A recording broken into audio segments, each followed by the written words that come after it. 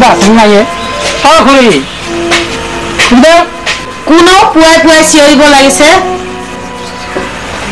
Peon Bupa তুমিহে ইমান দিনৰ পিছত মনত পৰিল নে হয় খুৰী এইখন ৰাজীৱৰ চিঠি চহৰৰ পৰা আহিছে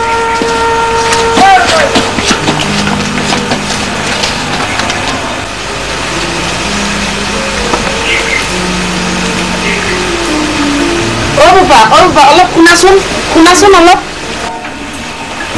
বুপা ৰবাচোন অলপ চিঠিখন পঢ়ি দিয়াচোন নাই খুৰী এতিয়া মই সময় নাই মোৰ পিছত আহিম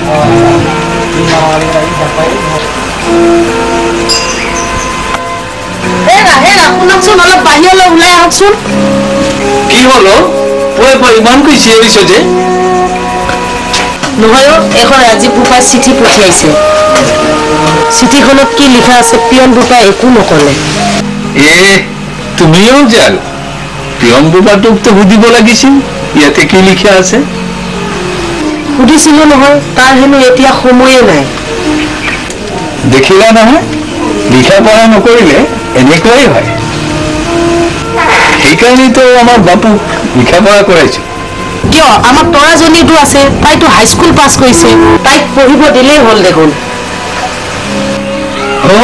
তাইক মাতিবা তাই ক'ত আছে ভগৱানৰ বাহিৰে কোনেও নাজানে তাৰ বাহিৰেতো আন একো উপায়ো নাই আপুনি এটা কাম কৰক আপুনি ইফালে যাওক মই ইফালে বিচাৰি যাওঁ ক'ৰবাত নহয় ক'ৰবাততো তাইক লগেই পাম বাৰু ঠিক আছে তেনেহ'লে তুমি সিফালে যাওঁ মই এইফালে যাওঁ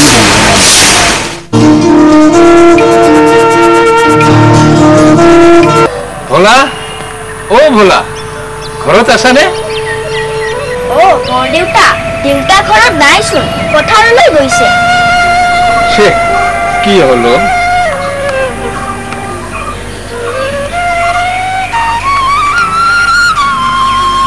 কি হল বৰদেউতা আপুনি ইমানকৈ কি চিন্তা কৰিছে কি কম দুখৰ কথা মইনা সৰুতে মা দেউতাই লিখা পঢ়া কৰিবলৈ নিদিয়াত আজি মোৰ এই দশা হ'ল তাৰ মানে বৰদেউতা ৰাতিপুৱাই পিয়নে চিঠিখন দি গ'ল এতিয়ালৈকে গাঁওখনত এজনো পঢ়া শুনা কৰা মানুহ নাপালো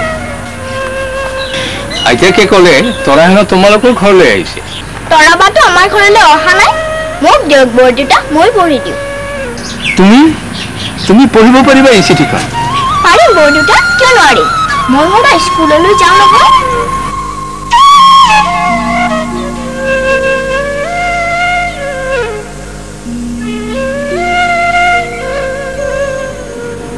বৰদেউতা ৰাজীৱ দাৰ পৰীক্ষা শেষ হৈছে অহাকালিতো ঘৰলৈ আহিব সঁচা ভগৱানে তোমাৰ মংগল কৰক চুলিৰ সমান আয়ু হওক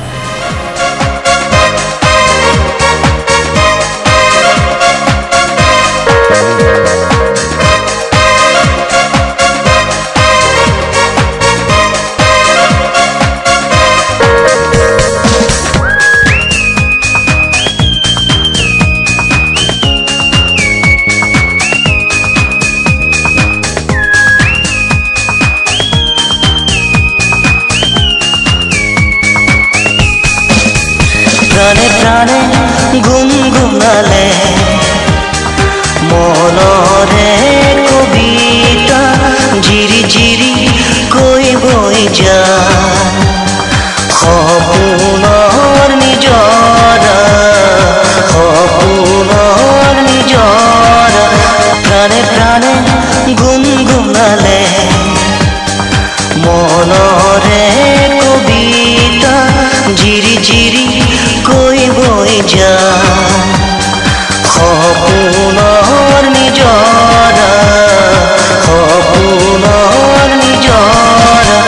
মই ৰৈ নৰৈ আছো তাতে মই ৰৈ নৰৈ আছো তাতে সপোনৰ পাখু খেলি প্ৰাণে প্ৰাণে গুনগুনালে মনৰে কবিতা ঝিৰি ঝিৰি কৈ বৈ যায় সপোনৰ নিজৰা সপোনৰ নিজৰা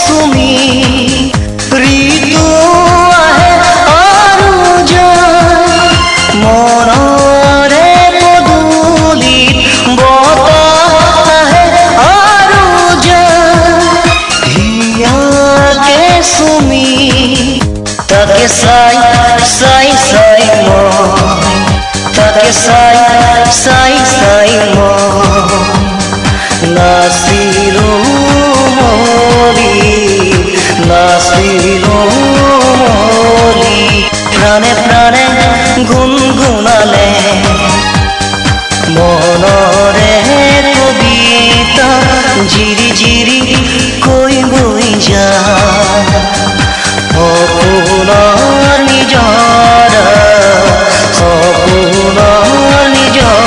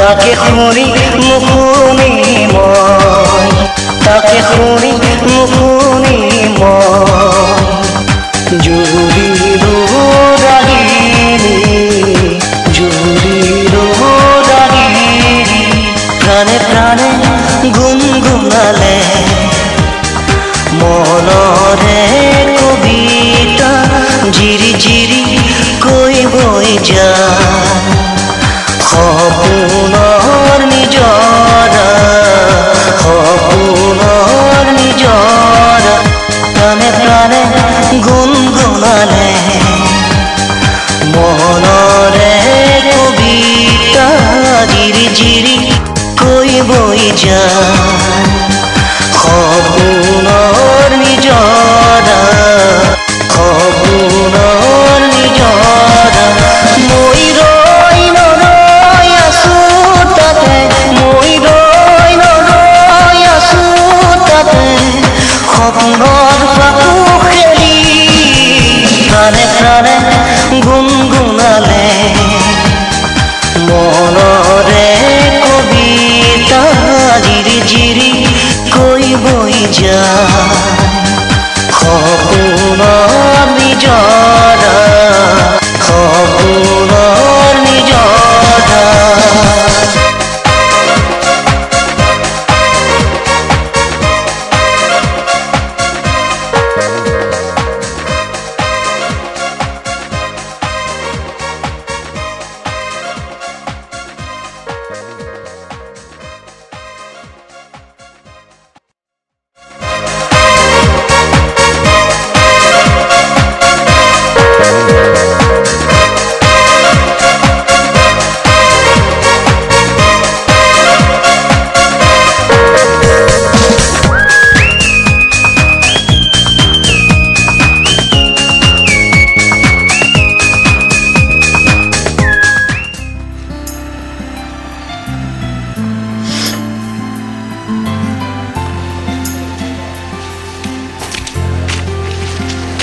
आओ सा बापे की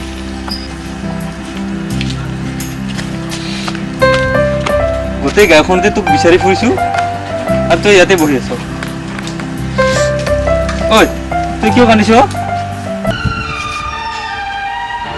চহৰলৈ গৈ তুমি মোক পাহৰি নাযাবা ৰাজীৱ যদি তুমি মোক পাহৰি যোৱা তেতিয়াহ'লে মই ধেত বাপেকে তেনেকৈ কিয় কৈছা মোৰ ভাল পোৱাৰ ওপৰত তোমাৰ ভৰসা নাইনে? আৰু জানা তৰা, প্ৰতিটো পলতে প্ৰতিটো ক্ষণতে তুমি মোৰ কাষতে আছা। যেতিয়ালৈকে মোৰ দেহত প্ৰাণ থাকিব তেতিয়ালৈকে মোৰ মনৰ মাজত তুমি আৰু মৃত্যুৰ পিছতো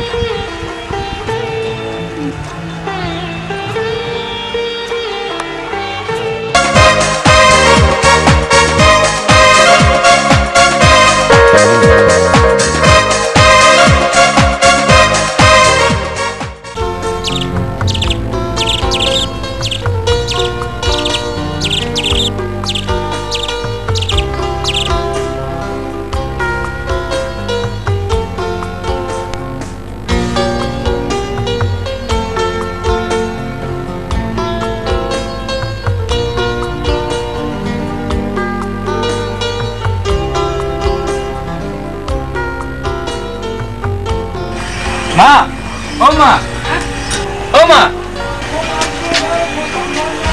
ৰাজীৱ, তই আহি পালি? মই ৰুবুলক পঠিয়াই দিব খুজিছিলো, কিন্তু দেউতাই নিদিলে নহয়। ক'লে বোলে ঘৰৰ ল'ৰা ঘৰত আহিব, তাত আকৌ লগ কিহৰ? সেইবোৰ এতিয়া বাদ দিয়া মা। আগতে আপোনাৰ হাতত অকণমান জলপান খাবলৈ দিয়া না, মোৰ বৰ ভোক লাগিছে মা। দিম আগতে কাপোৰ কানি খুলি হাত মুখ ধুই লোৱা।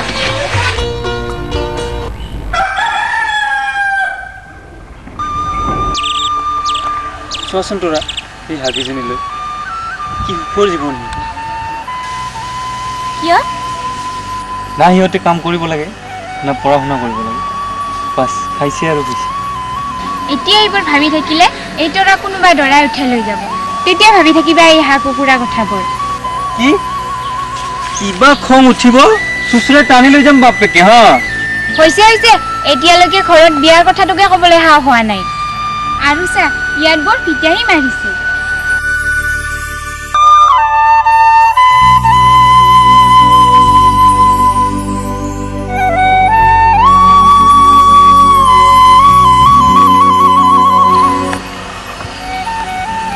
এতিয়া নি গৈ মনে মনে থাকিবি নে? অহাকালি আনো তোমাৰ ৰিজাল্ট দিব। ৰিজাল্টৰ পিছত গাঁৱৰ স্কুলখনতে সোমাব লাগিব। মই আৰু হেডমাষ্টাৰে কথাটো ভাবিছোঁ, আমি দিনত গাঁৱৰ ল'ৰা ছোৱালীবিলাকক পঢ়োঁ আৰু ৰাতিকে গাঁৱৰ বয়সীয়ালবিলাকক। বঢ়িয়া হ'ব। তেতিয়া আমাৰ গাঁৱৰ সকলোৱে লিখা পঢ়া কৰিব পাৰিব, নহয়নে? কিন্তু তুমি মোক সহায় কৰিব লাগিব। ৰাজীৱ, মইতো সদায় তোৰ কাষতে আছোঁ।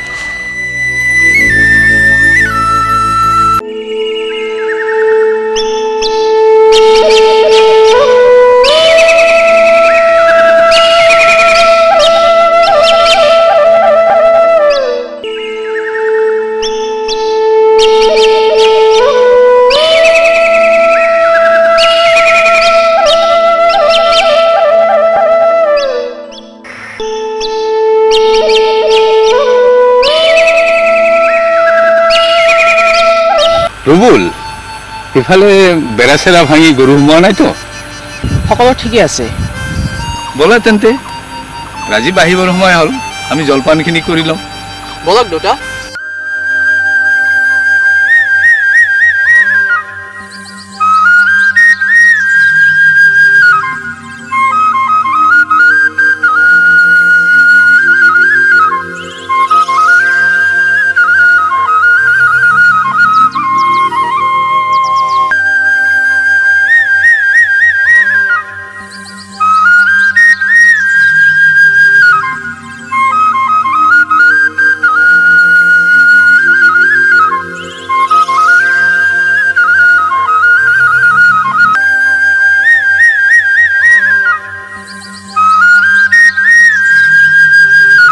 দেউতা,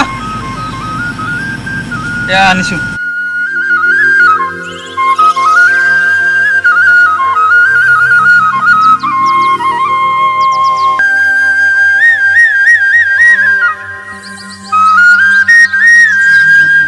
ৰাজীৱ, শুনচোন, তোৰ লগত মোৰ কথা আছে।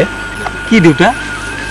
ৰাজীৱ, তই এতিয়া ডাঙৰ হলি, তোৰ বাবে আমি যিমানখিনি পাৰিছোঁ কৰিছোঁ। এতিয়া তই তোৰ নিজৰ দায়িত্ব ল'ব পৰা হলি, গতিকে মই আৰু তোৰ মাৰা তোৰ বিয়াৰ কথা ভাবিছোঁ। তই যদি মত দিয়া তেতিয়াহ'লে আমি আগবাঢ়িব পাৰোঁ।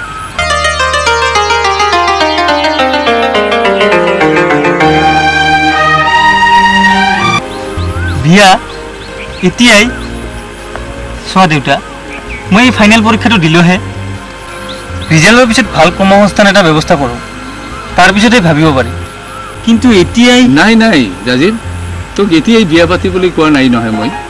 মাথো তই ছোৱালীজনীক আঙুঠি পিন্ধাই থলেই হ'ল। তই যেতিয়াই ইচ্ছা কৰ তেতিয়াই আমি বিয়াখন পাতি দিম নহয়। পিছে দেউতা আপুনি ছোৱালীজনীৰ কথা নকয় কিয়? ৰবাহে, ইমান অধৈৰ্য হৈছ কিয়? মই কথা পাতি আছো নহয়। ৰাজীৱ, তুমি না নকৰিবা। তহঁত সৰু থাকোঁতে ছোৱালীজনীৰ মা দেউতাৰ লগত তহঁতৰ বিয়াৰ কথা মই আলোচনাই কৰিছিলোঁ। সিহঁত এতিয়া জীয়াই থকা নাই, কিন্তু মই মোৰ কথা ৰাখিব বিচাৰিছোঁ। তই কি কোৱা ৰাজীৱ? পিছে দেউতা ছোৱালীজনীনো কোন? সেই তোৰ সৰুকালৰ লগৰী মোৰ বন্ধুৰ জীয়েক তৰাজনীয়ে কম। কি তৰা? তোৰ কিবা আপত্তি আছে নেকি? নাই দেউতা, মোৰ আৰু কি আপত্তি থাকিব পাৰে। তোমালোকে খাওক, মই অলপ গৰুটো লৰাই দি আছোঁ। মই জানো দেউতা, ৰাজীৱ আৰু তৰা দুয়োকে প্ৰাণ ভৰি ভাল পায়। এটা ভাল দিন চাই আঙুঠিটো পিন্ধাই দিয়ক।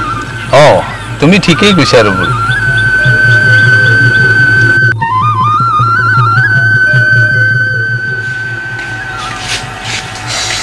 তৰা, অ তৰা, আছেনে নাই? অ আইতা, আইতা।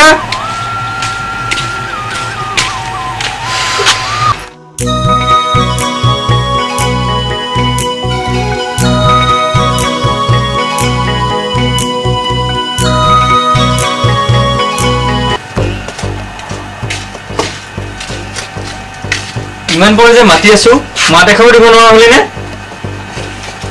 ঐ, এইবোৰ তই কি কৰিছ?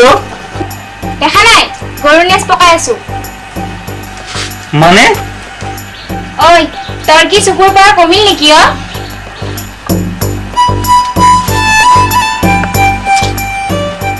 দেখা নাই তাত গৈ আছো, তথাপিও উঠিছ। আজি কথাবোৰ কওঁতে ইমান ছাট মাৰি কিয় উঠ? কথা ক'বলৈ মন নাই যদি মই যাওঁ। যাওঁ বাপেক। ঐ ঐ, শুনচোন, শুন না, মই তই ভগৱান দৰে কথাবোৰ কোৱা নাই নহয়, ধেমালিহে কৰিছো। অঁ জানা, মা দেউতাহঁতে আমাৰ বিয়াৰ কথা পাতিছে। অঁ, আইতাই মোক কৈছে। ভালেই হ'ল দিয়া, তেতিয়া আৰু এনেকৈ গছৰ তলত নদীৰ পাৰত বহি কথা পাতিব লগা নহ'ব। কিয়? কিয় মানে বিয়াৰ পিছততো আৰু আমাৰ দুই হিৰে হৈ নাথাকে, নহয় জানো?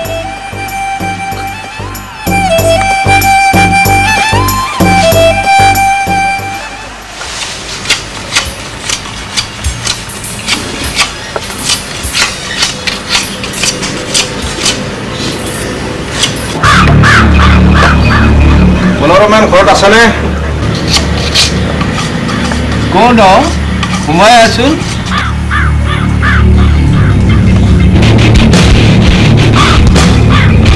অ' মহাজন দেউতা, আপুনি লৈ চে খবৰ এটা দিয়া হ'লে মই নিজে গ'লোহেঁতেন।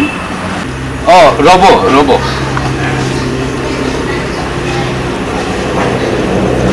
কওকচোন কওকচোন। মই তোৰ ইয়াত বহিবলৈ অনাই নহয়, খবৰ এটি পাইহে লৰ মাৰি আহিলোঁ। খবৰ মানে মই ঠিক বুজিব পৰা নাই মহাজন দেউতা। খবৰটো ভালেই, তোৰ ল'ৰাটোৱে হেনো প্ৰথম বিভাগত BA পাছ কৰিছে। হয় দেউতা, সকলো আপোনাৰেই আশীৰ্বাদ।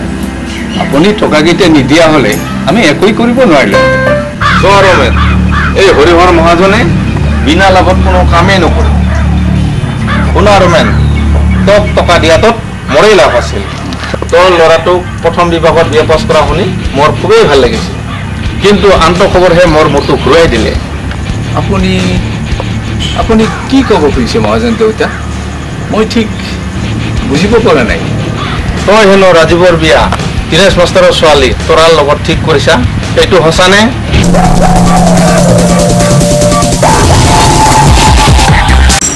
হয় মহাজন দেউতা, আপুনি যি শুনিছে ঠিকেই শুনিছে।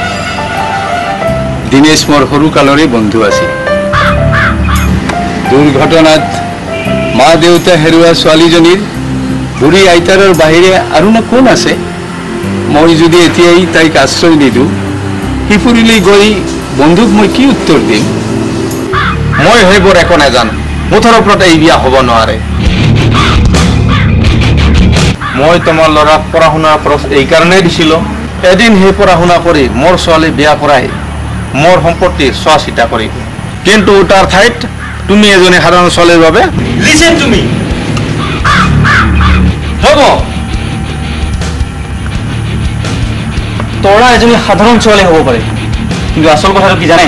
আমি দুয়োকে ভাল পাওঁ। কি ক'লা তুমি? ৰাজীৱ, তুমি মনে মনে থাকাচোন। মহাজন দেউতা, তাৰ কথাত আপুনি বেয়া নাপাব। তেতিয়াহ'লে শুনা, ইমান দিনে তোমাৰ পঢ়া শুনাৰ বাবদ তোমাৰ দেউতাকে যিমান টকা পইচা লৈছে, সকলোখিনি টকা পইচা এমাহৰ ভিতৰত সুদে মূলে মোক ঘূৰাই দিব লাগিব। আৰু যদি নোৱাৰা, তেতিয়াহ'লে মোৰ ছোৱালীজনীৰ লগত বিয়াত বহিব লাগিব। নাই নাই মহাজন দেউতা, আপোনাৰ ভৰিত ধৰিছোঁ, আপুনি তেনেকুৱা নকৰিব। ইমান কম সময়ৰ ভিতৰত আমি ইমানখিনি টকা ক'ৰ পৰা আদায় দিম? মই সেইবোৰ একো নাজানো। মুঠৰ ওপৰত এমাহৰ ভিতৰত টকা দিবা, নহ'লে তোমাৰ ল'ৰাক দৰা সজাই মোৰ ঘৰলৈ লৈ আহিবা। দেউতা, মহাজনৰ ভৰিত ধৰি একো লাভ নাই, কাৰণ টোপনিত যোৱা মানুহক জগাবলৈ সহজ, কিন্তু টোপনিৰ ভাও জুৰি থকা মানুহক জগাবলৈ বৰ টান। মহাজন, মোক আপোনাৰ চৰ্ত মঞ্জুৰ আছে। দেউতাই আপোনাৰ পৰা যিমান টকা লৈছিল, মই সেইখিনি টকা সুতে মূলে এমাহৰ ভিতৰত ঘূৰাই দিম। এতিয়া কওক, আপুনি কিমান টকা পাব? সকলো মিলাই প্ৰায় 1 লাখ মানেই হ'ব। ঠিক আছে, আপোনাৰ সকলোখিনি টকা আপুনি এমাহৰ ভিতৰত পাই যাব। ঠিক আছে তেতিয়াহ'লে ৰমেন, এমাহৰ পিছত দেখা হ'ব।